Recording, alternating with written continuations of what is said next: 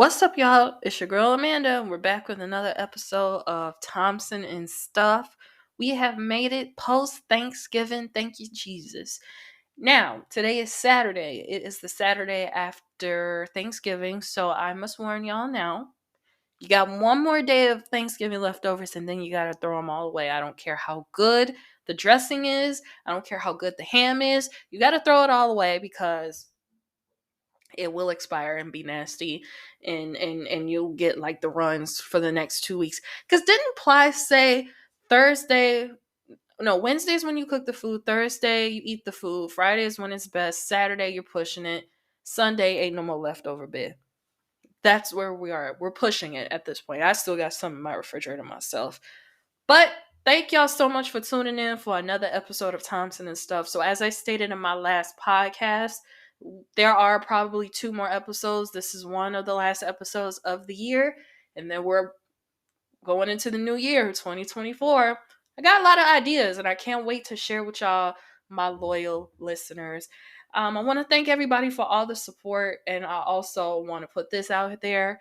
The last episode did not do well in numbers. It was kind of my fault though, because I'm not on my shit right now. I'm gonna be real honest with y'all. I'm not on my shit. I do take some blame. As y'all know, I got a life outside of content creating, but I gotta be back on my shit. So follow the official podcast Instagram page. You can follow me on TikTok. I will put all my handles in the display box or comment box or whatever it's called. So I could be back on my shit, and y'all got to put me back on my shit. But I do appreciate y'all listening, because I've been checking the analytics on Anchor or podcast, Spotify, whatever it's called. No disrespect. I'm just don't know your name yet. But I got people listening from small towns, like towns I've never even heard of. Like, was that Boardtown, Oregon or something? Like, I don't know where that is. Is that near like Portland or something? I don't know. But I do appreciate y'all listening, because I'm not famous. I don't make $1 million, but I do appreciate what y'all sitting around listening to me talk about a whole lot of nothing. A whole lot of nothing. But yeah, we just got off Thanksgiving. I had a really, really good Thanksgiving. I have a lot to be thankful for. And in my family, what we do is, like, my grandmother, she makes us say what we're thankful for. And, my mom, she's kind of soppy. She was like, oh, I'm thankful for my mom and my aunt, my kids, and blah, blah, blah, blah, blah. When it got to me, I was like, listen, I'm thankful for everything and everybody. Because I truly am. Like, I have a job. I have a car that I pay for. I have, my intellect to do my job and to create content and all that stuff. So, and I'm grateful for the resources I have, because when I was a teenager dreaming about doing this stuff, we didn't have it. Like, to publish my books, I was writing to big time agents in New York and LA, and they would reject me. Like, what the hell? But now I'm my own literary agent, so I could do what I want. Honestly, I could publish on Amazon, I could publish on Apple, I could publish on Barnes and Noble, all in my discretion. So I'm very grateful for that. Very grateful for family. I'm very grateful for my man.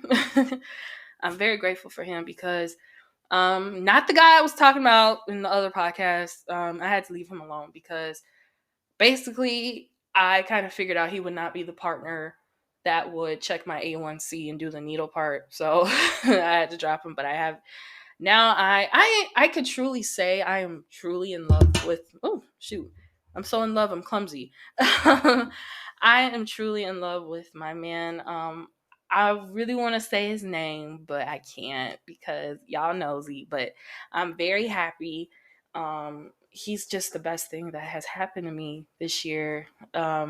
The biggest blessing of this year. So I don't know if he listens to podcasts. Maybe I'll put him on to mine, and then he could just like listen to other podcasts. But baby, I appreciate you, and I am so thankful for you. So thank you so much, and kisses, mwah, mwah, mwah, mwah, mwah. Anyway, we're heading into Christmas. Have I started my shopping yet? No. I want to do all my Christmas traditions December 1st. My mom and I will make a charcuterie board. I really want to do that with her again this year. I'm going to Walmart to go buy random Christmas stuff, because that makes me happy. and just Christmas shopping for family and Christmas shopping for friends. I'm just really excited to to do that too. And also, again, be on my shit. So, gotta be on my shit for social media. I gotta be on my shit for the podcast. This really, that last podcast, y'all gotta really show us some love. I think I was spitting. I don't know. But let's get into it. We got a lot to talk about, a lot to get into. I have such little time because it is Saturday night and I've been up since 7:30, so I don't want to fall asleep on y'all. So let's get into it.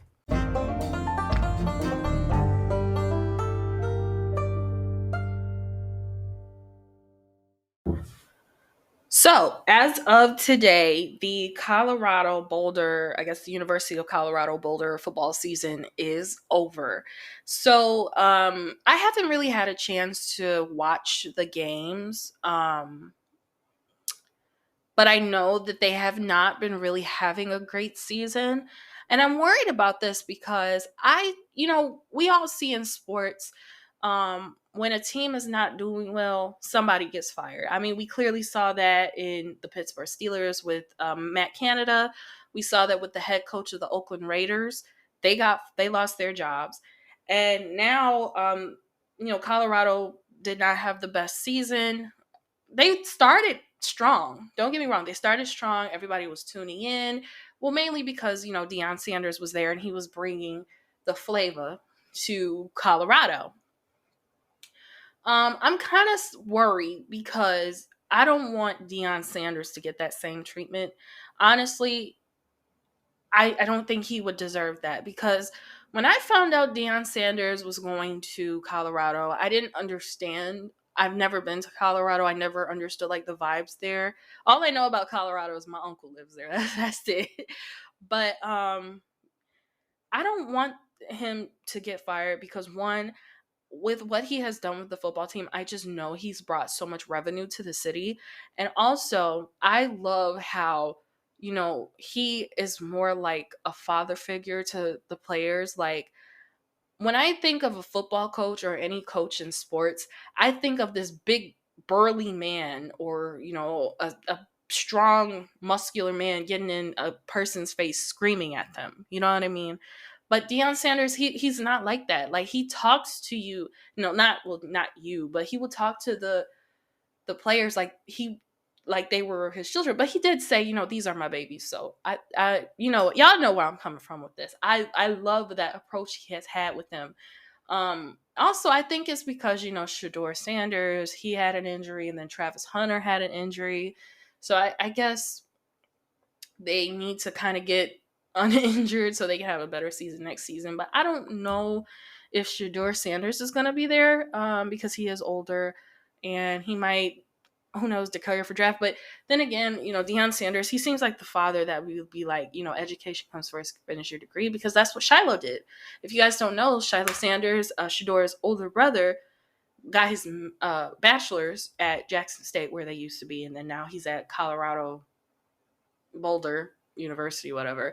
He's getting his master's, so maybe he's gonna finish getting his degree and then graduate. But I think Travis Hunter is gonna go into the NFL too, so we'll see about that. But overall, I just hope that they don't let Deion Sanders go, because if they did, I guess they would lose revenue.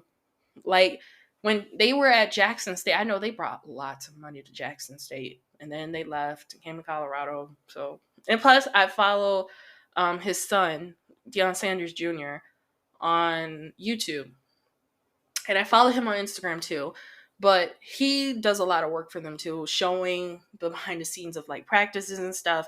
That's revenue too. So I just hope that they keep that momentum going, maybe have a better season, maybe get better players, recruit some better players. Go look in that transfer portal, whatever it's called. So yeah, I just hope they have a better season. I think they locked him in for a 3-year contract, so they better honor that contract too. I would really love for him to be there and bring revenue to the city. And then, of course, if he decides not to renew a contract with them, he could go to another city, bring in more revenue, go to Las Vegas University, just saying. But, I just want him over. This is the point I'm trying to make here is I want him to stay with that school for a while and, bring it up. basically. Tiffany Haddish has been arrested for DUI. Now, I'm not here to kick nobody down, but I think Tiffany Haddish has kind of gone, her career has kind of went down a little bit after those like that weird time when she got caught up with Aries Spears and all that. I think things kind of went down for her. I'm rooting for her. I'm not kicking nobody down, but this is pretty sad for Tiffany. um I just hope everything just, gets back to for her. She's very talented, very funny, but nobody likes to hear about getting a DUI. And when someone gets a DUI, in my opinion, if you drink a lot like that and you decide to get behind a wheel, it's like something's going on with you mentally. But I wanted to put that out there, that it was just fresh news. Again, I don't want to kick nobody down, but I just hope Tiffany really gets back to where she needs to be, because I just remember like maybe 5 years ago, she was on her way to superstardom, y'all. Like, she was in one of the biggest movies of the year, Girls Trip, and going on tour and having specials and all that stuff. So I just pray that, she gets back to that Tiffany. But I'm gonna move on from that because again, not kicking nobody down. But did we just see this? This came out like a couple days ago. Hall versus Oates. If you don't know the group, Hall and Oates. You're a rich girl and you're gone too far because you never have gone. You can rely on the old man's money. That song, okay? And then there's Man Eater, and then all the other like bomb songs like I Can't Go For That. No, no, nope, can do. And I'm not talking about Lil Duval. Those Hall and Oates. So apparently Hall and Oates is in a legal battle, I guess over money and rights and songs or whatever. And it's kind of weird. Like, y'all been making songs and recording and performing for like well over 40 years, and now y'all want to go into like a legal battle. And then there was a quote that says, he's my brother, but he's not my creative partner, he's my business partner. That just makes it more uglier, don't you think? But yeah, they're in court, and then I read something about restraining orders. It's just like, oh my god, what are these two men doing? Are they fighting in real life? But yeah, I mean, nobody wants to hear about their favorite artists, going head to head. But I just want to see some court documents, because this is like, to me, watching your two uncles fight in a way, but like without the violence and the alcohol and all that stuff. It's just, this is about money and control and power and blah blah blah. But I just wanted to bring that to y'all's attention, because like Hall and Oates, I would expect this from like, I don't know. If I said something, this would go all the way left. But I would not expect this from Hall and Oates, who gave us most of our like, well, because I think my parents, Hall and Oates is more of my parents' generation. They know their music, and I didn't really know their music till I was like 20 something. So you wouldn't expect this. Hall and Oates, really? Yeah. Oh man. Also, that goes to show, music industry is shiesty. If Hall and Oates is going into suing each other, shiesty, shiesty, shiesty, shiesty, and yeah. I just heard, I don't know the logistics of it, because I just keep seeing, I never had a chance to really sit and read a article, but I know it's about something serious and some about some $1,000,000, okay? So yeah, y'all let me know what's really going on, because I ain't no lawyer or nothing, but it's Hall and Oates. Like, to me, they're fairly quiet. They go on tour, they perform every once in a while, and then they go back in their holes and be retired or something. Oh, sorry. Be retired or whatever. So yeah. Tiana Taylor files for divorce from Iman Shumpert. Now, I think in my last podcast I did say that they did separate, but now Tiana has filed for divorce, and word on the curb is that Iman was jealous of Tiana. There was infidelities and all that stuff. I have two feelings about this. One, I don't want to believe it. Why? Because I watched their reality show. They had a reality show like a couple years ago on E, right? And it was about him, her, and their children. And it looked like a wholesome show. Like, it was funny. Like, I was talking about a long time ago. Iman took the kids to this arcade bowling alley situation, like a Brunswick Zone or something. And if y'all don't know what Brunswick Zone, many years ago, when I was probably in college, in one of the other suburbs of Chicago, there's this place called Brunswick Zone. And it's like where it's like a grown arcade. It's like round one, but with a lower budget, basically. They have bowling, all this fun stuff for kids, and it looked like a Brunswick Zone, and there was a bar in there. I don't know if in the real Brunswick Zone there was a bar, because it's such a family place, but Iman walked in and said, "What y'all sitting there looking like y'all drinking like y'all going through?" So it was really funny. I don't know how he said it exactly, but it makes me laugh, and I think about it for this day. But it was a wholesome show, and it does show that he loved her and she loved him, and I enjoyed watching. I know they did, because they spoke so highly of each other in interviews and stuff. But on the other end, we don't know what goes on behind closed doors. I also heard rumors of open marriage. Like, that can kind of, back when I was a little, well, I don't want to say open minded, but like back when I was understanding of unorthodox things like open marriages, like, I was okay with it. But then I had to learn, like, a marriage should be between two people, and you should not let outside influences come in. So I guess that could be a possibility. But it's shocking. And then, you know, it was to a point where rumors and stuff got so bad where Tiana had to release a statement and saying, if you love my children like y'all say y'all do, paraphrasing, just please respect our privacy and all that stuff. So I hope they do work it out. As I look at them after she files for divorce, I just really push that they become that one couple that will be the best of friends after their divorce, and all will be well with their children. So I just hope that they really get that together. It's sad because you obviously look at them when they first started dating, when they first got married, you can tell they were very madly in love with each other. So yeah. So I'm not married, so I can't give like fixed advice, but I just hope that that's their conclusion. That's their conclusion. Will Smith and Dwayne Martin gay rumors. Let me explain something. So Will Smith's best friend, air quote, best friend, former assistant, Bilal, is that his name? I don't know. But he went on an interview and said that he walked in on Dwayne Martin, Will Smith, doing the grown people. I don't believe that for 1 second. I think that this gentleman is probably being vindictive because maybe he's not getting paid enough or whatever. So he just decides, maybe, you done me so dirty with money, I'm gonna go and embarrass you. I think that's what's going on.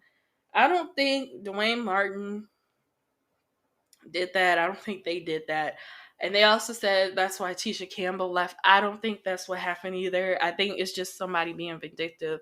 I've seen it happen before when somebody does somebody dirty and their first resort is to not walk away from the situation and be at peace. No, they want to destroy this person. So I think that's what it is. And I kind of side with Jada Pinkett Smith. I think when she was doing her book press, her press for her book that she wrote. I haven't read it yet, but she said, "We suing." Okay. And when I read that on the TMZ, I'm like, we suing. Oh, so they suing. So yeah, they suing. And speaking of Will Smith and Jada Pinkett Smith, did y'all know they were separated for like 7 years? I didn't know that. But I mean, okay, let me say this. We knew, but we're like, oh, okay. Like, I don't know.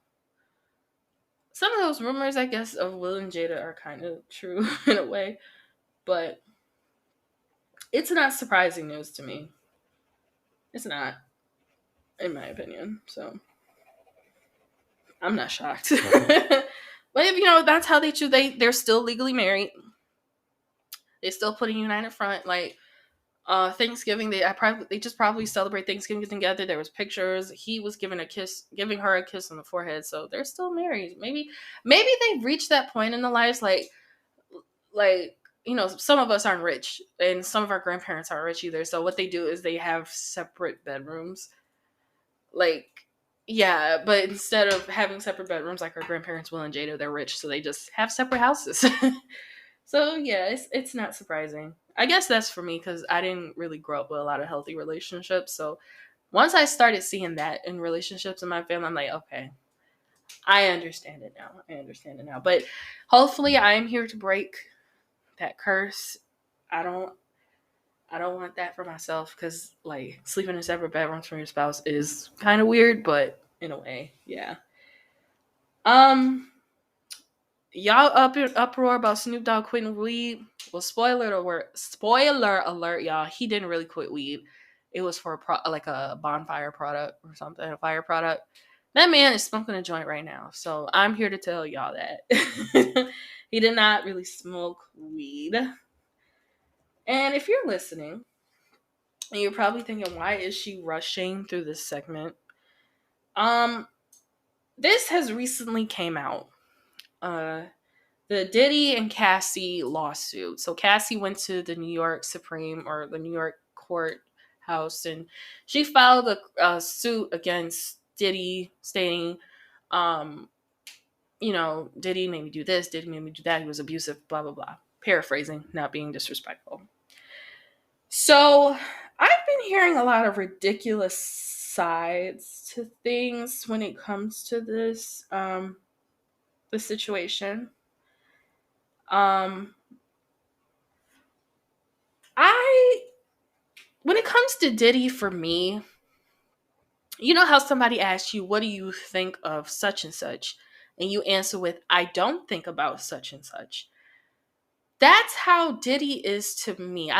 He's an icon. He's done a lot of great things, but I don't really think about him that much. Like, oh, there's Diddy. I used to follow him on Instagram. I unfollowed him because he just kind of got annoying. So I always respected that he was a great businessman, had the big businesses, Ciroc, Sean John, and all that stuff. But when it came to like his personal life, I don't really think about Diddy. And well, 2 points out I kind of want to make. Um, the abuse. I'm writing this down because I'm gonna be all over the place when it comes to this. The abuse comments and that one situation. So let's start with that one situation, right? Do y'all remember probably back in like the early 2010s, there was a story that came out that Diddy and Cassie were in a car driving to Diddy's house in LA, and they got into a fight, and Cassie got in the car with her mother.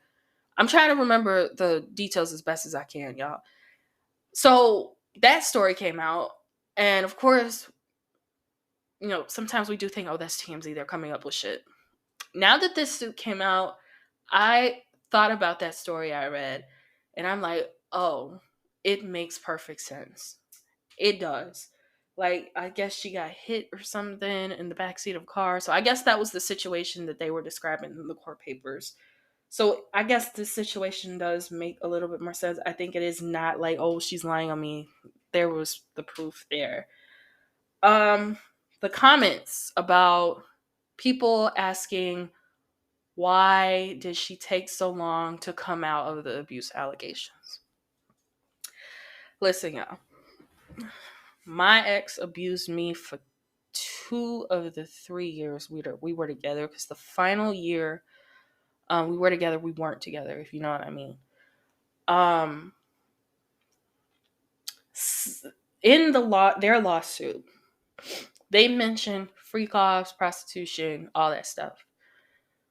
When you're getting abused, and this is from experience, sometimes you are involved in embarrassing things, and so sometimes you just don't want to admit it because it's too embarrassing, it's too weird, it's too much, and sometimes you just don't want to relive it. And that's a habit that women who went through what me and Cassie went through, we just don't want to relive it. We don't want to talk about it until we feel like we should. And Cassie did the right thing. And because she went and she told what happened, there's a lot more stories coming out, and we're going to get to that in a minute. And after this came out, I thought about Cassie. I have so many questions. I don't know Cassie, never met her. And I wondered, like, how was her transition from Diddy to her husband? How does she have, and I'm not trying to be like an asshole and ask this, but does she have PTSD? Like, is she okay? And from what I see, like, with her husband in the pictures, I see she's so happy and she seems safe with her husband, which is an amazing feeling, trust me. I hope she's getting the therapy she needs. I mean, people are like, "Oh, she getting paid, she getting broke off, blah blah blah." And it's like, yeah, but money isn't everything. I just want her to be okay mentally, and I see that she is doing okay with her husband and how happy she is and stuff. So, um I'm actually on Cassie's side with this because if you're like me, if you're like her and you've been through like a really toxic relationship, you want to see the happily ever after. Um, and of course, Diddy is dealing with the repercussions of it. Um, on Daily Mail, I've been seeing pictures of him at his house in Florida. He looks stressed out. Um, Sean John, according to Macy's, is being phased out. Now, it's going two ways with this situation. One, Sean John is not as popular as it used to be as the early 2000s. Two, um, maybe it does have something to do with what's going on with the lawsuit and stuff. Who knows? But I think it's 50-50 with me. Like, nobody is really wearing Sean John. Nobody is really wearing the clones. I don't hear anybody say, oh, I want to wear the Sean John. Like, nobody really is saying that anymore. So it could be a 50-50. And then there's more sexual assaults from when he was in college in the early 90s. So I guess this is kind of opening the floodgates for it. Also, everyone else is kind of getting sexual assault charges. Well, they're getting called out for it. I don't know if they're charged yet, but Jamie Foxx, which I think is weird. Andrew Cuomo, the governor of New York, is getting one. But I just want to sit here and wonder why Aaron Hall has not been arrested, because if you guys don't know Aaron Hall's story, he had a baby by Gloria Velez, who was like 16 at the time. This guy had to be in like his early 30s or something, which I think is nasty. Like, and people are still coming at me. Well, you're in an age gap relation. Listen, I believe that age gap relationships should be okay after the age of 25. Let me say this one more time. Aaron Hall was in his 20s or 30s and Gloria was 16. That's just straight up wrong. So, but he's not in jail, and neither is Karl Malone. So that's so weird to me. But honestly, I think a lot more stories are going to come out. I just have a feeling that that's going to happen. And people are saying, yeah, we're bringing this to the forefront of what Diddy used to do. And I think also Diddy's behavior was kind of questionable.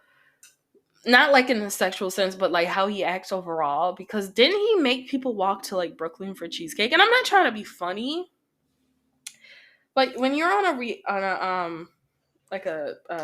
show where you're trying to get your your talents going, you don't need to be walking in the cold to Brooklyn for cheesecake. I also didn't like the way he treated people on I Want to Work for Diddy. I know it's not like it's TV, it's a reality show, but it's still like I didn't like how it was portrayed. Like, oh, it's a competition show. Yeah, but there's better ways of having a competition show. So yeah, I just think that it's I don't want to say it's over for Diddy, but it's like it's gonna be different. Things are gonna be different for Diddy in the pop culture world. That's all I'm trying to say.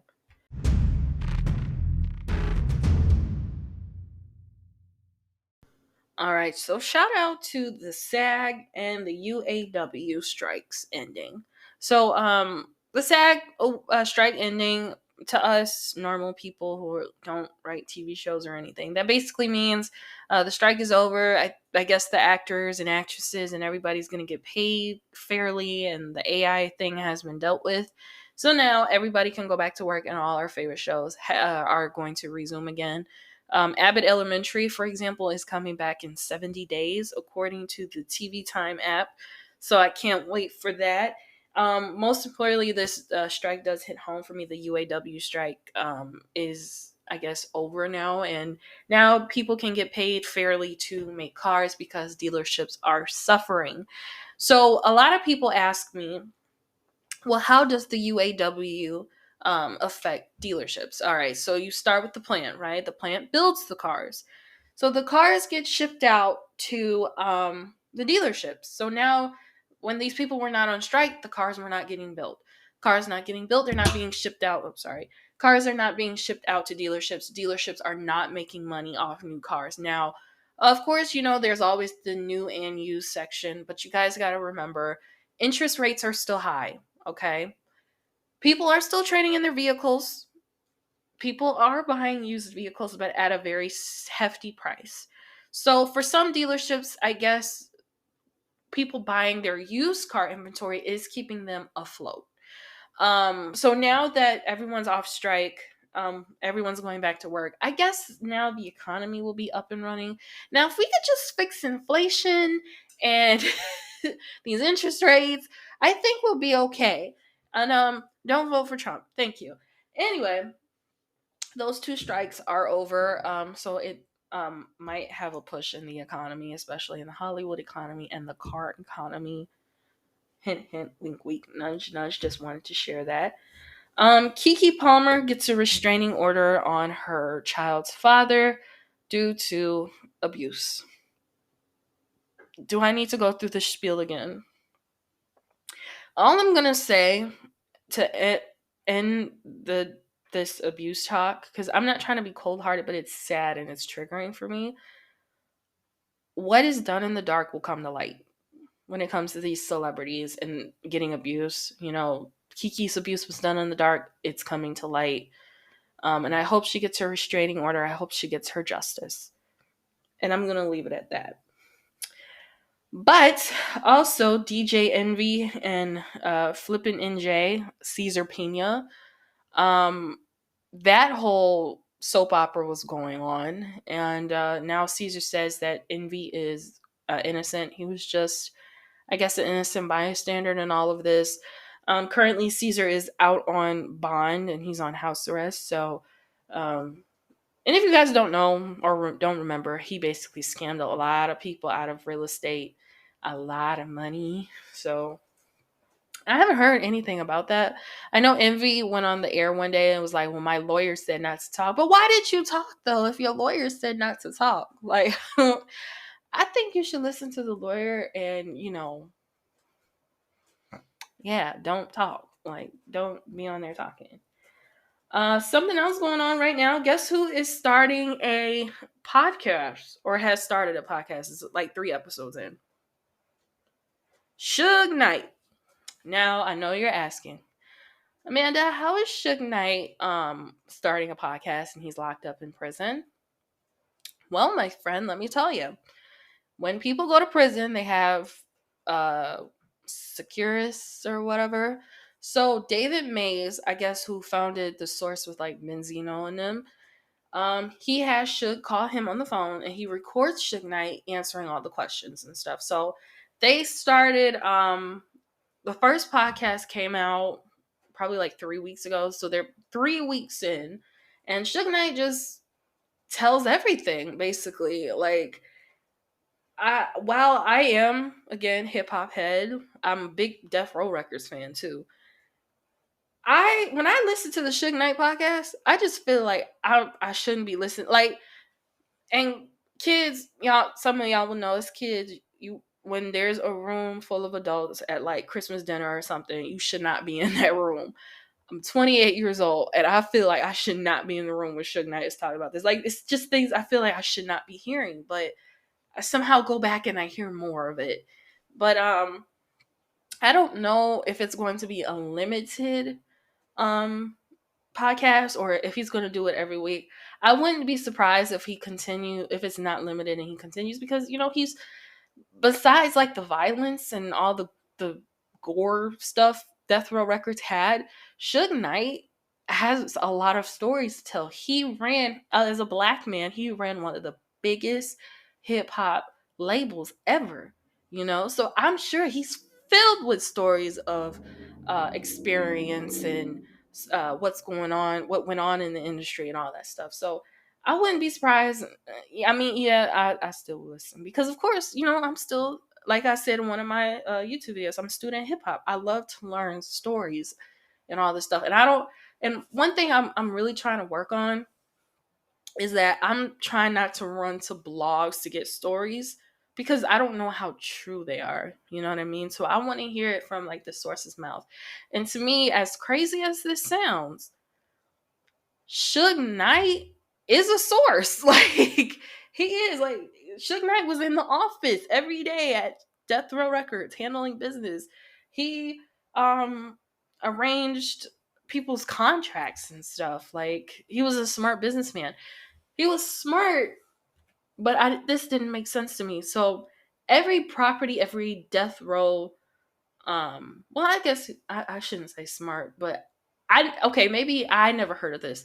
Every piece of whatever Death Row Records artist had, he owned in his name. But that's kind of messed up because then after Tupac died, Death Row kind of sunk, and then people had to sell their stuff and move. And well, I don't know, but he's a source. He is a resource of what's going on in hip hop. So I'm not mad at that. Natalie Holloway. If you guys don't remember Natalie Holloway, she's the young lady who went on a class vacation to Bermuda and she ended up becoming missing for like 17 years or something. Well, her murder has been solved. Another person who was vacationing there for whatever reason killed her. Yeah. He tried to make advances towards her, and I heard that he killed her or bludgeoned her to death or something. So, so sad, but I cannot believe, why did they wait 17 years to find that out? But I guess because 17 years ago, there wasn't the technology we have now to, figure out a murder. So, yeah. Let's see. Britney Spears, her book is on the bestsellers list. I did make a YouTube video about my thoughts and stuff. But I do want to add this, though. I feel like Britney Spears is hiding more stuff. I don't want to know like her deepest, darkest secrets, but I just feel like there's something else she's not telling us that should be in the book. Let me just say that. I just feel like, when I was reading it, everything seemed vague, but not vague. So I just feel like, yeah, she's probably got something else up her sleeve. Or, there was a rumor that she is writing a second book, so it'll probably come out in there. That's what I feel like. Of course, every episode I do have to do rest in pieces to some public figures. One, rest in peace to Rudolph Isley. If you guys don't know who Rudolph Isley is by his last name, he is one of the original Isley brothers. Now, when you would see the Isley brothers now, you would see Mr. Isley, Ronald Isley, and his brother Ernie. But Rudolph was one of like the background guys. He lived here in the suburbs of Chicago. He actually bought R. Kelly's old house in Olympia Fields. So Olympia Fields is like, at one point, I mean, I don't know now because I don't really be in that neighborhood, but Olympia Fields was like where the uppity black people live. Not uppity like snooty, but like, if you had a little money and you lived in the south suburbs, that's where you live. Because it was R. Kelly had a house there. It was a beautiful like log house and behind a gate and all that stuff. I also found out Michelle Williams from Destiny's Child, she owns a home there too. So after what happened with R. Kelly happened years ago, the home went into foreclosure and Rudolph Isley bought it. I guess he passed away in that house. So rest in peace to him. Suzanne Summers has passed away of cancer. So what I heard was it did kind of spread to her brain, and she was sick. And sad because I don't remember. I wasn't a part of the whole Three's Company era, but I do remember Step by Step. I got a cousin, my cousin who was raised with me. She was into the crazy family sitcoms and Mean Girls and Bring It On and all that stuff. So she would always be at my house, and she forced me to watch it. So of course that's how I knew Suzanne Summers. She was a beautiful woman. She seemed very kind. So I never met her, but she was beautiful and kind, and she sadly passed away before the holidays. So may she rest in peace. Richard Roundtree. If you guys don't know who that is, the original Shaft. I never saw the original Shaft movie. There's like 3 Shaft movies. The one that came out in like the 70s, the one that came out in the 90s, which that one I do remember, and the recent one. I didn't finish the recent one, but I know about the one in the 90s because my dad used to watch it all the time. But he is the original Shaft. If you're like in my generation, he is he plays the father on Being Mary. He played Mary Jane's father on Being Mary Jane. So if you watch that show, that's Richard Roundtree. And then he played like in the Family Business on BET Plus. He played like a grandfather or something. So that's Richard Roundtree too. Extensive catalog of great movies. So may he rest in peace. Passed away of pancreatic cancer at 81 years old. The next one did kind of shake me. If you guys know me, Friends is one of my favorite TV shows. I love Joey, Rachel, um, Joey, Rachel, Monica, Chandler, and Ross. I'm sorry, my brain kind of. I've been up all like for 12 hours straight, so I'm my bad, y'all. But Friends is one of my favorite TV shows. Rest in peace, Matthew Perry. He drowned in his pool at his house. From what I heard, people are saying it was drugs. People are saying this. People are saying that. But I, I'm just sad that he's no longer here. And how I found out the news. Again, y'all, this is why I don't have like TMZ apps or the Daily Mail apps on my phone. I just hate when I'm doing something or sleeping and I get my phone and I check a tab and it says so and so dead at such and such age. And I hate it. I hate seeing that. And I hated seeing that he passed away. He didn't have any children. He wasn't married. So my heart just breaks for him because he's been through a lot, addiction and illness and all that stuff. So may he rest in peace. Lastly, rest in peace to Raul Condi. Um, may not be a familiar name to a lot of people. He was in the Terror Squad rap group. He was also the father to Erica Mena's oldest child. So that's how I kind of know him.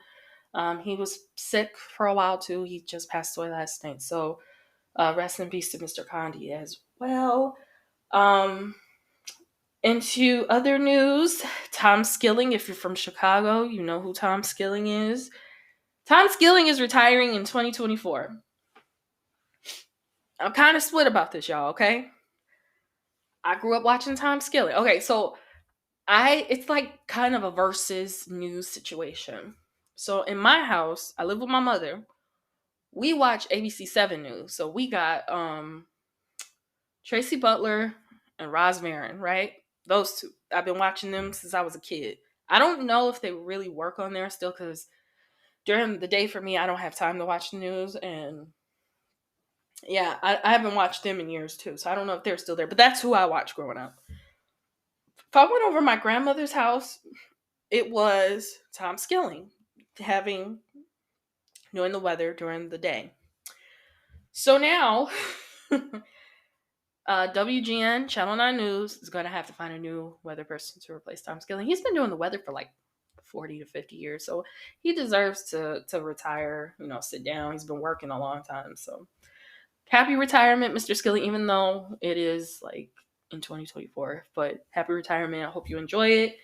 He said he's going to move to like a warmer climate. I don't blame you. But he'll still spend part of his time here in Chicago. Of course, Chicago's home. Even if I leave here, I'd still come back because my life is kind of here. But I'm not leaving. I ain't going nowhere.